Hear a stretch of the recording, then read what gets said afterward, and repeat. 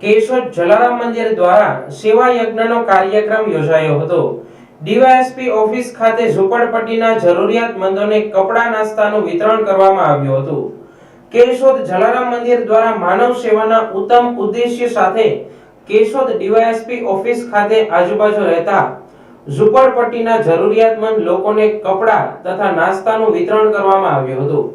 આ સેવાકીય કાર્યક્રમમાં એસપી બિપિનચંદ્ર ઠક્કર, જલારામ મંદિરના રમેશભાઈ રતન ધાયરા, દિનેશભાઈ કાનાબાર, ડોક્ટર સ્નેહલ તન્ના, રાઘવ રતન ધાયરા તેમજ હેમંત ઘેરવરા ઉપસ્થિત રહ્યા હતા। સાથે સાથે ડીવાયએસપી ઓફિસના હેતલબેન, યોગેશભાઈ અને સ્ટાફ મિત્રો દ્વારા પણ સહયોગ આપવામાં આવ્યો હતો।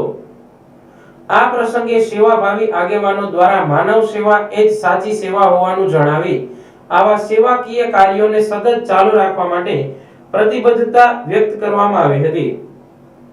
આ કાર્યક્રમ દરમિયાન જરૂરિયાતમંદ પરિવારોમાં ખુશીની લાગણી જોવા મળી હતી।